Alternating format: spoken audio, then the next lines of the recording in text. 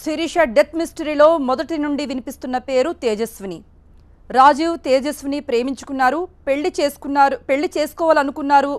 అది శిరీషకు ఇష్టం లేదు. దీంతోనే బంజారాహిల్స్ పోలీస్ స్టేషన్లో శిరీష వెళ్ళి కంప్లైంట్ చేయటం, తర్వాత తేజస్విని ఇష్యూలో నందు నవీన్ ఇన్వాల్వ్ కావటం ఇదంతా జరిగింది. అయితే తేజస్విని కూడా ఇప్పుడు పోలీసులు ఇంట్రాగేట్ చేశారు. రాజీవ్ను ప్రేమించింది నిజం, పెళ్లి చేసుకోవాలనుకున్నది కూడా నిజం. అయితే రాజీవ్ వ్యవహారం అనుమానాస్పదంగా ఉండటంతో నేను విజయవాడకు వెళ్ళాను.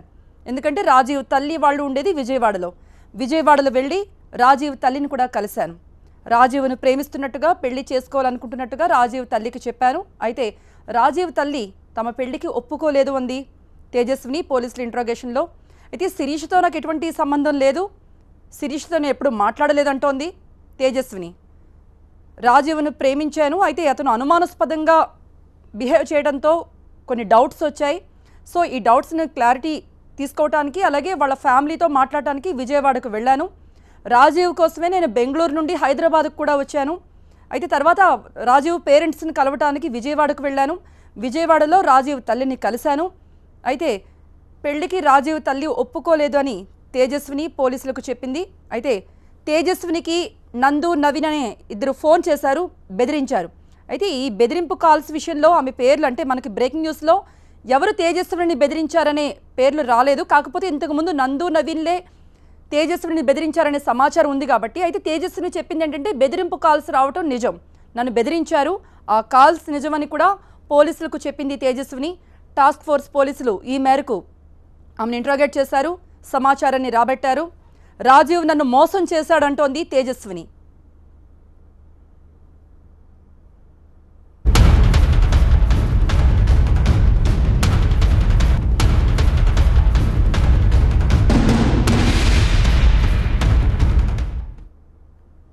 రాజీవ్ శిరీష మధ్య గొడవలు రావడానికి కారణం తేజస్విని. ఈ మేరకు పోలీస్ స్టేషన్కి వెళ్ళి, బంజారాహిల్స్ పోలీస్ స్టేషన్కి వెళ్ళి శిరీష, రాజీవ్, తేజస్విని కూడా వెళ్ళింది. ఆ పోలీస్ స్టేషన్లో వాళ్ళు సర్ది చెప్పారు అని మనకు సమాచారం ఉంది. అయితే తేజస్విని ఇప్పటివరకు కూడా పోలీసులు ఇంట్రాగేట్ చేయలేదు, ఆమెను ప్రశ్నించలేదు అని శిరీష బంధువులు మొదటి నుండి ఆరోపిస్తూనే ఉన్నారు. అయితే తేజస్విని టాస్క్ ఫోర్స్ పోలీసులు ఇంట్రాగేట్ చేశారు. ఈ ఇంట్రాగేషన్లో ఆమె కొంత సమాచారం ఇచ్చింది. రాజీవ్ హైదరాబాద్లో ఉంటాడు, ఆర్జే స్టూడియో అతను నిర్వహిస్తున్నాడు. తేజస్విని బెంగళూరులో ఉంటుంది. కేవలం రాజీవ్ కోసమే నేను బెంగళూరు నుండి హైదరాబాద్కు వచ్చాను. రాజీవ్ను ప్రేమించాను, పెళ్లి చేసుకోవాలనుకున్నాను. అయితే ఈ శిరీష ఆమెతో నాకు ఎటువంటి సంబంధం లేదు, ఆమెతో నేను మాట్లాడలేదు, ఆమెతో ఎటువంటి సంబంధం లేదని పోలీసులకు చెప్పింది తేజస్విని. అయితే రాజీవ్ను పెళ్లి చేసుకోవాలనుకున్నాను. అయితే బెంగళూరు నుండి హైదరాబాద్కు వచ్చిన తర్వాత, దగ్గర నుండి రాజీవ్ను గమనించిన తర్వాత కొన్ని అనుమానాస్పదంగా నాకు అనిపించింది రాజీవ్ బిహేవియర్. సో రాజీవ్ తల్లిదండ్రులను కలవటానికి హైదరాబాద్ నుండి విజయవాడకు వెళ్ళాను. విజయవాడలో రాజీవ్ పేరెంట్స్ని కలిశాను. అయితే రాజీవ్ తల్లి రాజీవ్ని పెళ్లి చేసుకోవటానికి ఒప్పుకోలేదంటోంది తేజస్విని పోలీసులతో. అయితే తనకు బెదిరింపు కాల్స్ వచ్చాయన్న మాట నిజం. అయితే ఆ బెదిరింపు కాల్స్లో ఏం మాట్లాడారనేది తెలియాల్సి ఉంది. అయితే రాజీవ్ను ప్రేమించాను కానీ అతను మాత్రం మోసం చేశాడని తేజస్విని పోలీసులకు చెప్పినట్టుగా తెలుస్తోంది.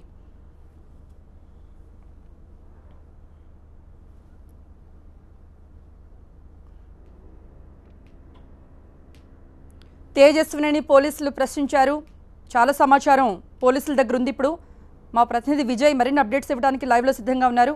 విజయ్, ఆమె బెదిరింపు కాల్స్ రావటం నిజం అంటోంది, అంటే వాళ్ళు నందు నవీనేనా? ఇంకా ఏం సమాచారం ఇచ్చింది? మరోవైపు శిరీష అంటే తెలియదంటోంది తేజస్విని.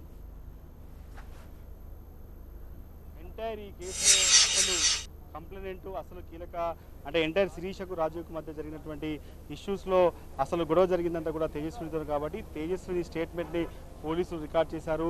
ఆమె కంప్లైంట్ ఇవ్వడానికి బంజారాహిల్స్ పోలీస్ స్టేషన్కి వచ్చిన రోజు నుంచి కూడా ఆమె ఏం జరిగింది, ఆమెకు ఎవరెవరు కాల్స్ చేశారు, ఆమెను ఎవరెవరు బెదిరించారు, దాంతోపాటుగా ఆమెకు శిరీషకు పరిచయం ఉందా లేదా, అసలు రాజీవ్ ఏ రకంగా పరిచయం అయ్యాడు, ఈ సీక్వెన్స్ అంతా కూడా తేజస్విని స్టేట్మెంట్లో పోలీసులు రికార్డ్ చేశారు. హైదరాబాద్ నుంచి వెళ్ళినటువంటి టాస్క్ ఫోర్స్ టీం ఒకటి అక్కడ ఉన్నటువంటి స్టేట్మెంట్ను తేజస్విని దగ్గర రికార్డ్ చేసింది. తేజస్విని స్టేట్మెంట్లో ఆమె ఏమని పోలీసులకు ఓరల్గా కంప్లైంట్ ఇచ్చింది, ఆమె ఏ రకంగా ఫస్ట్ రాజీవ్కు పరిచయం ఏర్పడింది, ఫేస్బుక్లో 2 సంవత్సరాల క్రితం పరిచయమైనటువంటి రాజీవ్ని ఆమె ఎందుకు నమ్మింది, ఆమె ఏ రకంగా ఆయనకు దగ్గరైంది, దాంతోపాటుగా ఎప్పుడు హైదరాబాద్కు వచ్చింది, ఆమె గతంలో రాజీవ్ని హైదరాబాద్లో కలవడానికి వచ్చినప్పుడు ఆర్జే ఫోటో స్టూడియోకి తాను వచ్చాను, అప్పుడు ఆ సమయంలో ఎవరూ లేరు, దాంతోపాటుగా మరొకసారి 2 సార్లు అంటే మొత్తం 2 సార్లు బెంగళూరు నుంచి తాను హైదరాబాద్కి వచ్చాను, ఆ సమయంలో ఎవరూ లేరు, కానీ మరొకసారి వచ్చే సమయంలో శిరీష అనే పర్సన్ ఉంది, అప్పుడే తనకు అనుమానం వచ్చింది, అప్పుడు నేను రాజీవ్ని అడిగితే తన ఫ్రెండ్ అంటూ తన సమాధానం చెప్పాడు తప్ప ఆయన మిగతా ఏ విషయాలను కూడా చెప్పలేదు. ఆ సమయంలోనే తనకు కోపం వచ్చి రాజీవ్ని గట్టిగా అడగడంతో ఆయన సమాధానం దాటవేశాడనే విషయాన్ని అటు పోలీసులకు తేజస్విని స్టేట్మెంట్లో చెప్పింది. ఆ తర్వాత తాను 2 సంవత్సరాలుగా ప్రేమిస్తున్నటువంటి వ్యక్తి తాను మోసం చేస్తున్నానని గ్రహించిన తర్వాత డైరెక్ట్గా విజయవాడ వెళ్ళింది. విజయవాడలో రాజీవ్ ఇంటికి వెళ్ళి రాజీవ్ వాళ్ళ మదర్ని కలిసింది. తనకు సంబంధించినటువంటి విషయాలన్నీ కూడా తాను రాజీవ్ని ప్రేమిస్తున్నాను, 2 సంవత్సరాలుగా తాను ప్రేమిస్తున్నాను, బెంగళూరులో సాఫ్ట్వేర్ కంపెనీలో ఉద్యోగం చేసినటువంటి తాను రాజీవ్ని ప్రేమిస్తున్నాను కాబట్టి పెళ్లి చేయాలంటూ వాళ్ళ తల్లిదండ్రులు కోరింది. కానీ వాళ్ళ తల్లిదండ్రులు ప్రేమ ప్రపోజల్కి ఒప్పుకోలేదు. ఆ సమయంలోనే రాజీవ్ గురించి కొన్ని విషయాలను వాళ్ళ మదర్కి ఆమె చెప్పింది. రాజీవ్ నన్ను మోసం చేశాడు, నన్ను వాడుకున్నాడు, నన్ను మోసం చేయడమే కాకుండా హైదరాబాద్లో ఒక అమ్మాయితో ఇల్లీగల్ రిలేషన్ పెట్టుకున్నాడు, శిరీష అనే అమ్మాయితో అతనికి ఇల్లీగల్ కాంటాక్ట్ ఉంది, అతను అదే ఆర్జే ఫోటో స్టూడియోలో ఆమెతో ఉంటున్నాడన్న విషయాన్ని రాజీవ్ తల్లికి చెప్పింది. అప్పుడు గొడవ పెద్దదైంది. రాజీవ్ తల్లిదండ్రులు రాజీవ్ను మందలియడం, అసలు ఏం జరుగుతుందన్న విషయానికి సంబంధించి అతను అడగడంతో అతను కూడా ఆ తేజస్విని నమ్మించే ప్రయత్నం చేశాడనే విషయాన్ని తేజస్విని పోలీసులకు స్టేట్మెంట్లో చెప్పింది. ఎంటైర్ వ్యవహారంలో తనకు బెదిరింపు కాల్స్ వచ్చిన మాట వాస్తవం, కొంతమంది ఫోన్ చేసినట్టు బెదిరించారనే విషయాన్ని కూడా పోలీసుల స్టేట్మెంట్లో చెప్పింది. అయితే శిరీషతో తాను గొడవ పడ్డాను, చాలాసార్లు కాల్ చేసే సమయంలో రాజీవ్ను తాను ప్రేమిస్తున్నాను, రాజీవ్తో నువ్వు ఎందుకు ఉంటున్నావు, నువ్వు ఉండడం వల్లే మేమిద్దరం దూరం అవుతున్నామని చాలాసార్లు తాను ఆమెతో అన్నట్టుగా కూడా తేజస్విని స్టేట్మెంట్లో చెప్పింది.